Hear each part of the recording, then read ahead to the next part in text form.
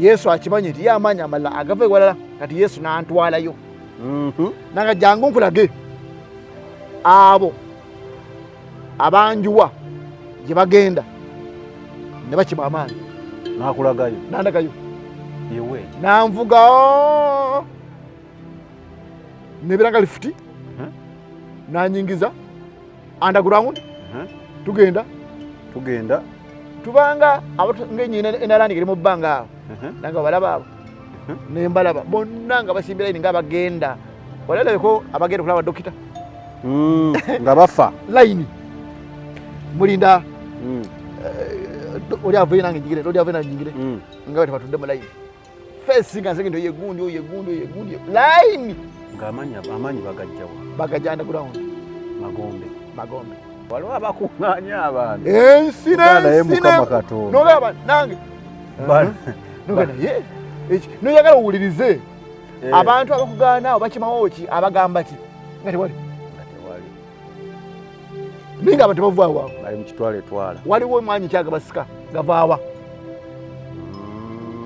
ekyo nsonga gye tulina okwetegereza ffenna nga tulina okukyamuka nnyo nga tulina okwewaana nnyo maanyi kyago but anyhow omulembe ogwo ne gubanga Katonda okira mwana Yesu Kristo n'angamba nti gwamuyiwa omulembe gwamuyiwa omulembe mulamba si muntu omu mulembe nga guba munene mulembe mulamba gwamuyira mu source of power and wealth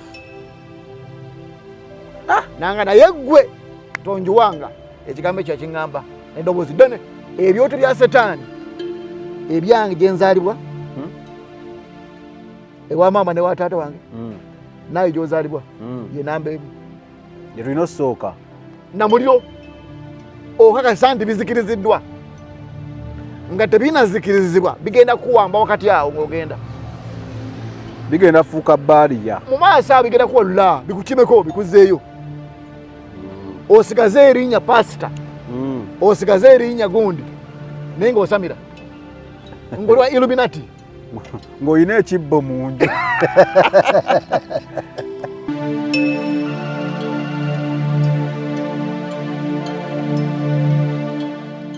obulamu bunyuma obulamu buwooma ekyo tekiriiko awakanya wabula obulamu bunyuma bulamu ago ge mazima wuliriza nkuleetedde ekyokuddamu ku ndwadde ez'enjawulo ezituteganya mu bulamu gwe wamma ne tulema okweyagala. JS Medical Hubs bano bakugu mu kujjanjaba ebizimba mu lubuto, tujjanjaba haniya n'abulira ddala otawanyizibwa ndwadde za lususu, ebimmonde ku matu, enkovu ezizimbye oba nsundo, byonna tubibuzaawo. Ate nno tetukoma okwo, era tujjanjaba ulcers, sukaali, pressure n'endwadde endala nnyingi. Abatawanyizibwa mu nsonga z'omu kisenge nammwe tetubalekeredde. Tulina JS Body Cleanser nga bw'olinywa lino likamula obucaafu bwonna mu mubiri. Olwo JS Immune Booster ne lizimba obutaffaali mu mubiri. Linyweko weetangira okulwalalwala. Ku JS Medical Hubs eddagala tukozesa lya butonde teririna bulabe yadde. Basebo ne bannyabo mbalamusizaako mu linnya lya Mukama waffe Yesu. Yenze Musawo John Sewanyana wano ku JS Medical Hubs. Njagala okujjukiza ekintu kimu nti obulamu buli mu ngalo zo. Byolya ku sowaani yo oba byonywa mu kikopo kyo bye bigenda okusalawo onaabeera mulamu oba onaabeera wandwadde. Tukuyita wano ku JS Medical Hubs tukujjanjaba endwadde. Jjukira nti ffe we tujjanjaba ensibuko, tujjanjaba cause, tetujjanjaba symptoms. Tukuyita jangu ojjanjabwa endwadde yo wano ku JS Medical Hubs ojja kuwona mu linnya lya Yesu Kristo. Amina. Tusangibwa Nansana okumpi ne Nansana Business Center oba tufune ku simu zino wammanga noti 7 bisatu nkaga mu 7 bisatu nkaga mu 2 oba noti 772 999 noti 29. JS Medical Hubs for health and skin solutions.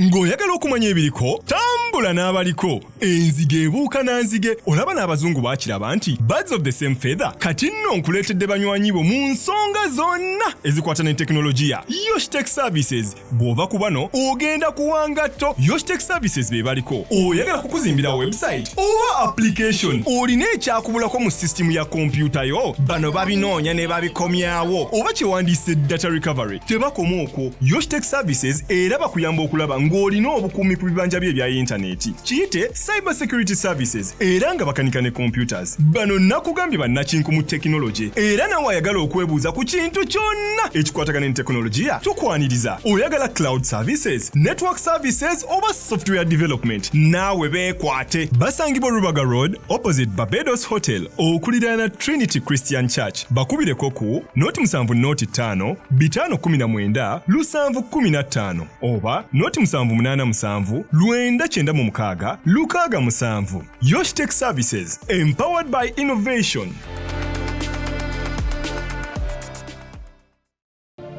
Abozo Baiso. abatereka tetuyinaawo Teri ggulu. tulyesonyiwe Katuzize wano ku mukutu guno. kwa bya stage eri atannalokoka gwe tetukutawaanirako totutawaana. Process esooka yakuddamu Eden. Mu lusuku wano. Tukomyewo mu lusuku. Exactly, yes. W'otuuse mu lusuku balina talent gye baakuwa. Yes.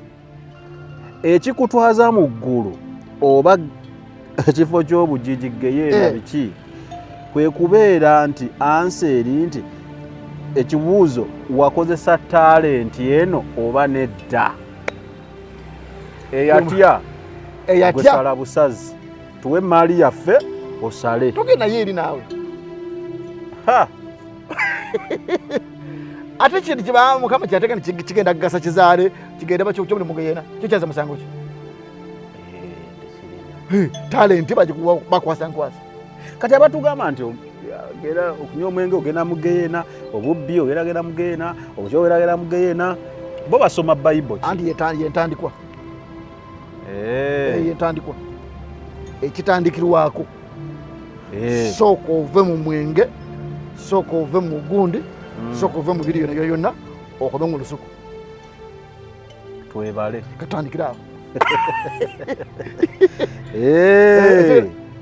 Ankufunye nkiwaba kufuna nawe. Bannange kubanga oli evangelist. Bana mwenenye banange bale atusomba.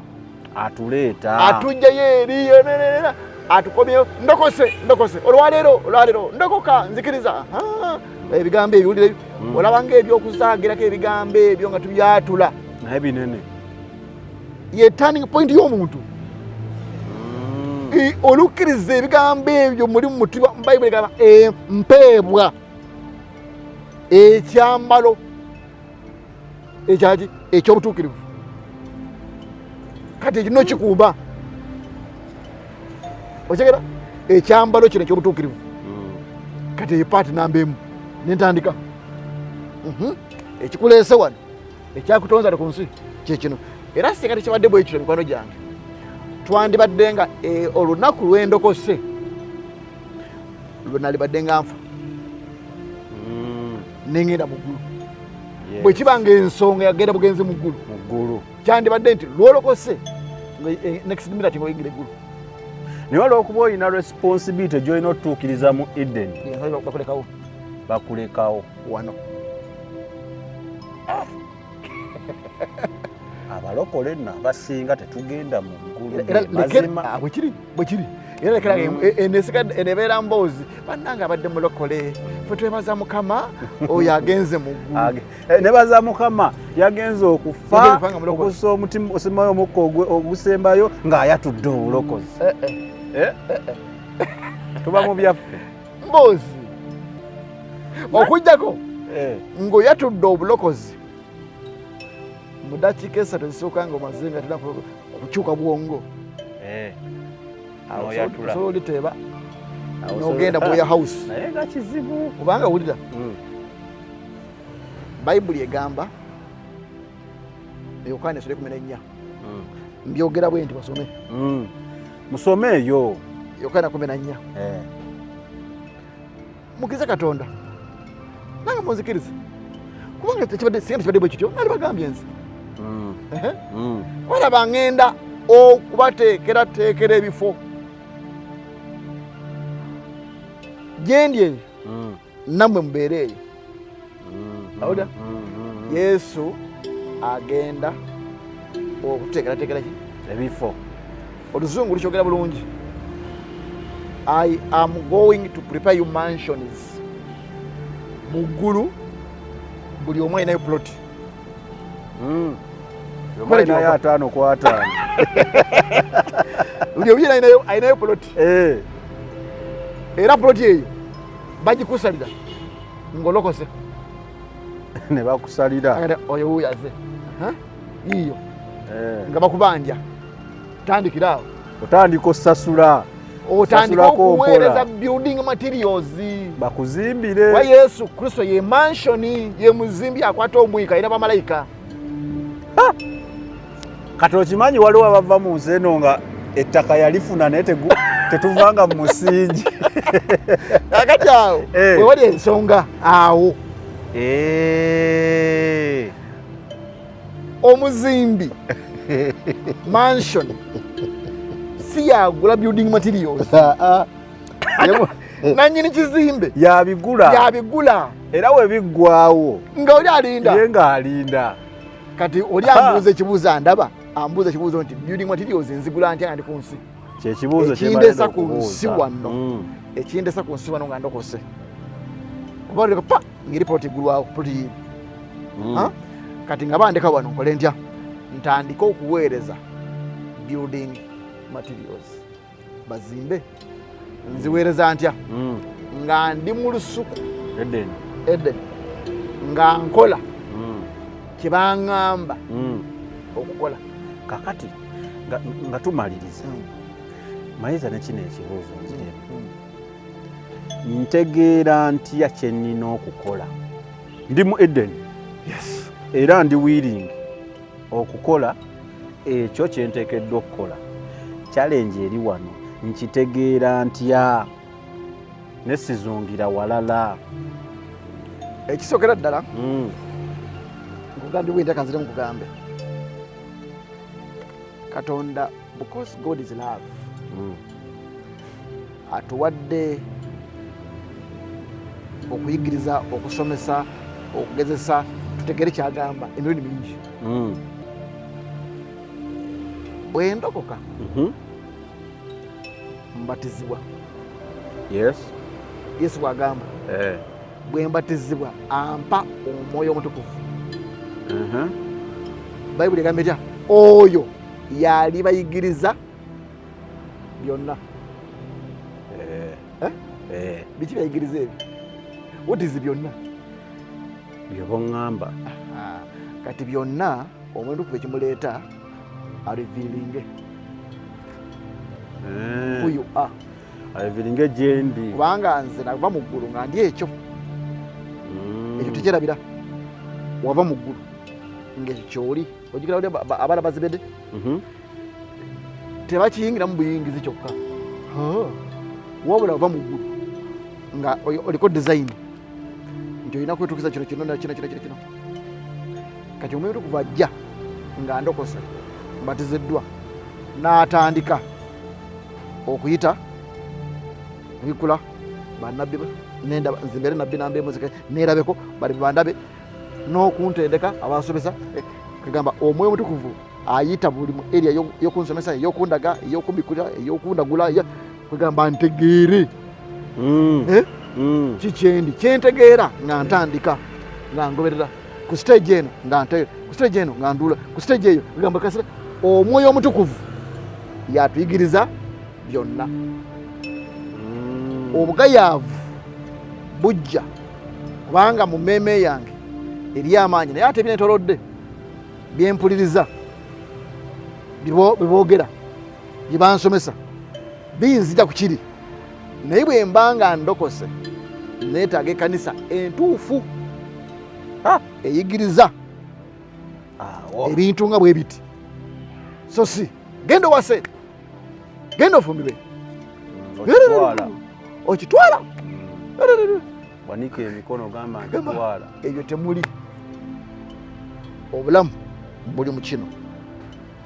Kyova olaba otula obulamu bw'abaana ba Isirayiri. Eggwanga lya Isirayiri lyalondebwa mu Bayibuli okubeera example y'obulamu nti ffenna n'abanaggwanga ffenna tubayigireko. Okitegeera? kati wuliriza abaana ba Isirayiri bava mu nsi y'obunyage ensi ey'okutulugunyizibwa omukulembeze waabwe Musa abatambuza naye bw'osoma Deuteronomy chapter 1 bayibuli yekolaga nti naye ate ye n'atuula n'awummulira mu nsozi ez'omu nsi ey'abaana ba Mowaabu n'awummula n'atandika bannange mujjukire Mukama yatusuubiza ensi ensuubize kati omulembe gwa Musa ng'awummudde omulembe gwa Musa gumaze obudde bungi nga gujjukiza abantu ebisuubizo ebisuubizo bya Katonda gumaze obudde bungi kati Yesu yagamba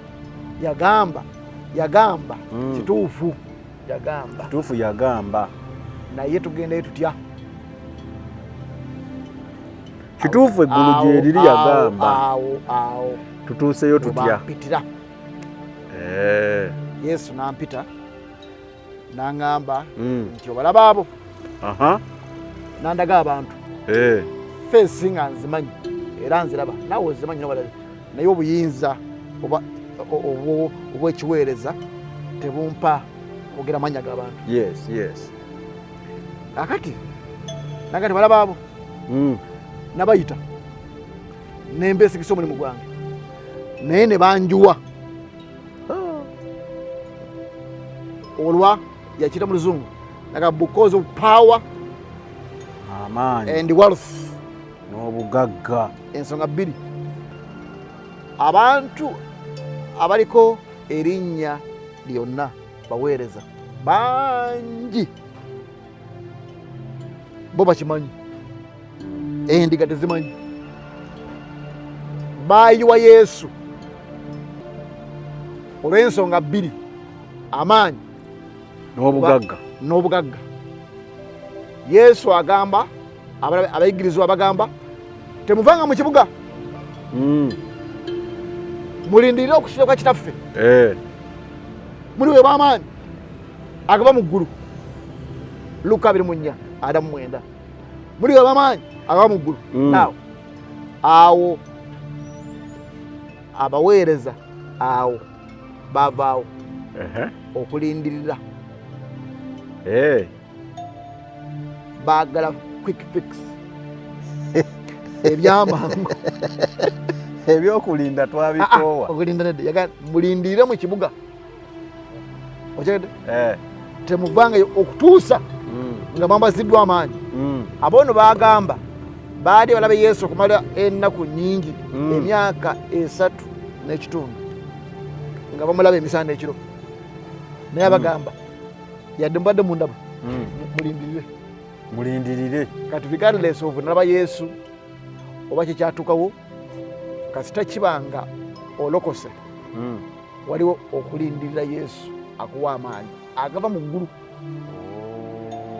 Yesu akimanyi nti ye amaanyi amalala agava ewalala kati Yesu n'antwalayo nanga jangu nkulage abo abanjuwa gye bagenda ne bakima amaanyi n'akulagayo nandagayo yewe nanvuga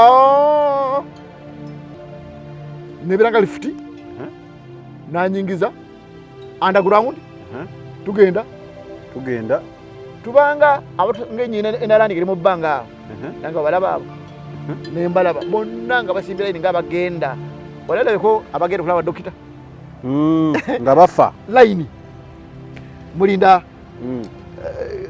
oli avayo nange njingire oli avayo nange njingire nga bati batudde mu layini fesi nga nsenge ndo yegundi layini nga amaanyi bagajja underground magombe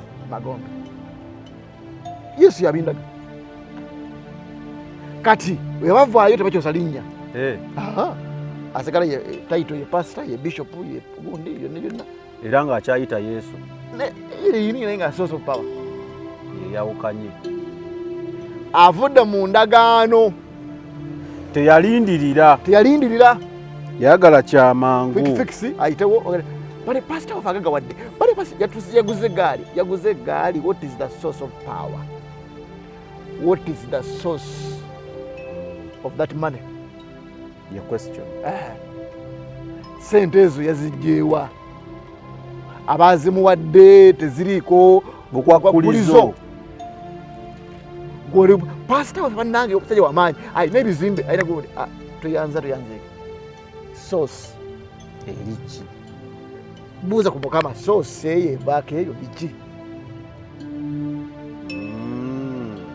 Yaguze gaali agula ebizimbe agira bwati ensi ekuŋŋaana kubanga waliwo abakuŋŋaanya noga Katonda wange waliwo abakuŋŋaanya abantu ensi nogamba nange naye noyagala owulirize abantu abakugaana obakimawo ki abagamba ki nga tewali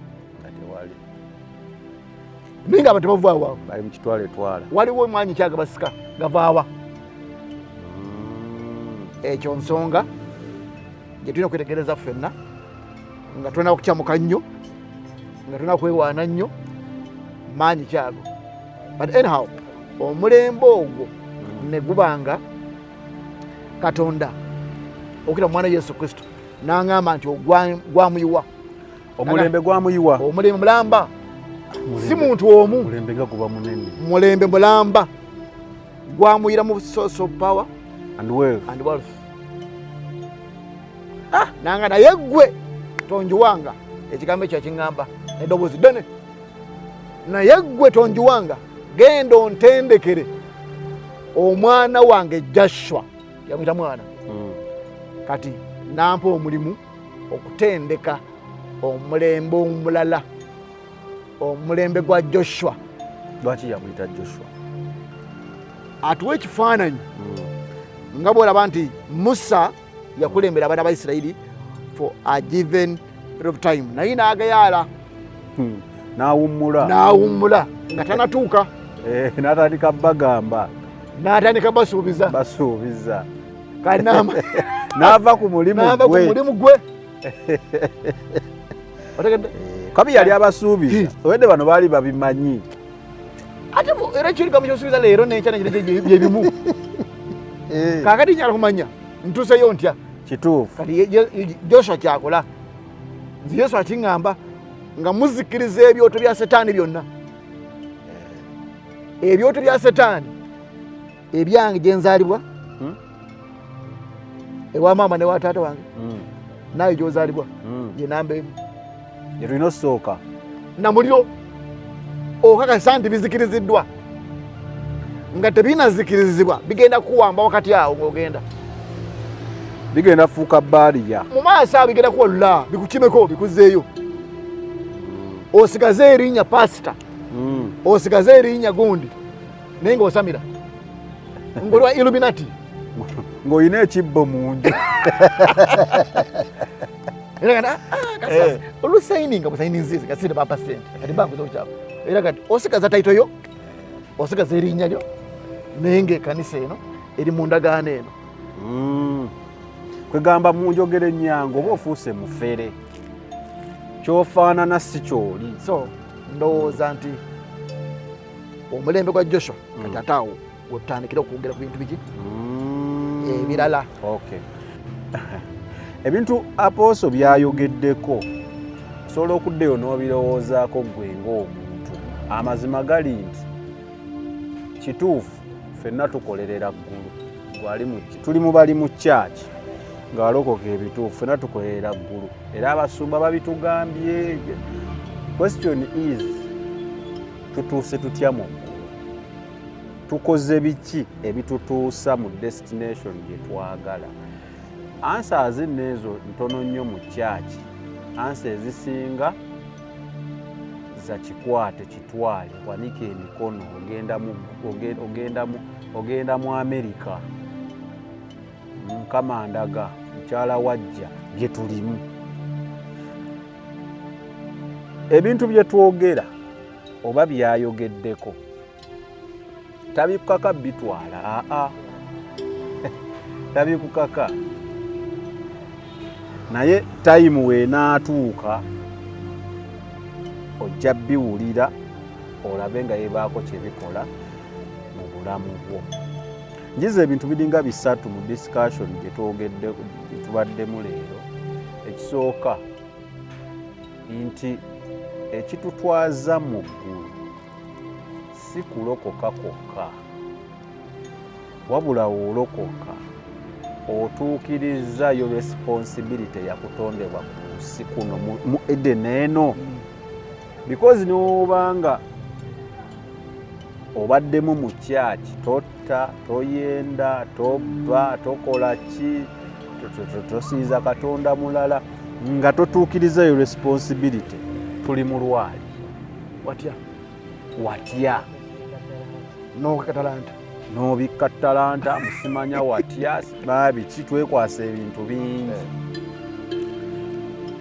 Ekya Joshua kyoyogeddeko discussion ezokuba nayo nnene eri awo yanakulala. So mbadde njagala Mukama wabana abatuwadde obudde obulala tujja tandikira awo nti okutendeka kuno okuva ewafuna message tutuuseewa, waliwo ku kyenji. Wakati bano bo tubatadde endagaano ze bagendamu ndala wadde bakyayogera Yesu. So ebigambo ebisembayo musumba tube nga ate tumaliza programu nako lwaleero. Twagala okubeebaza okutuwuliriza, naye ensonga ey'okuyingira mu busika bwaffe tugitwale nga nsonga nkulu nnyo nnyo nnyo, kubanga Yesu Kristo gwe muzabbibu ogw'amazima era n'omuti ffe tuli batabi ku ye. Yokaana 15. N'omuti ogubala ebibala agupuruninga ate ogutabala ebibala agugirawo ddala. Guno agupuruninga gusobola okubala ebibala bingi. Yesu ali interested mu mazima agakukwatako, kubanga oli rooted mu Yesu Kristo. Yesu amazima agakwatako kyekyokka eggulu kiri kuyita. What are you? Obusikaabo ensonga eyo nkulu nnyo, gifeeko nnyo.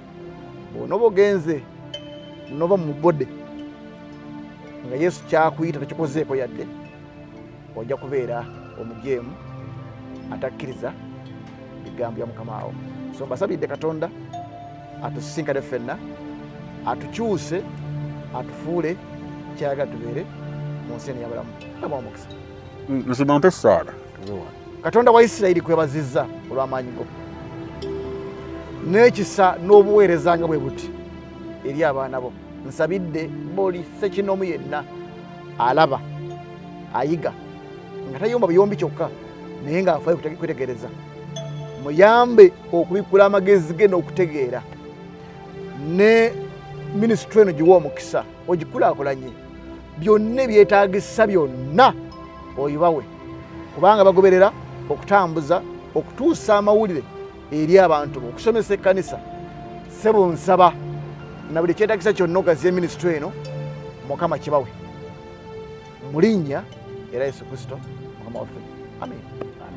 Ebyo by'owulidde oba ebyogeddwa mu episode eno si birowoozo bya UNIQE Media nga channel awamu n'abagikulira, wabula birowoozo by'abantu ssekinnoomu mu kiti kyabwe.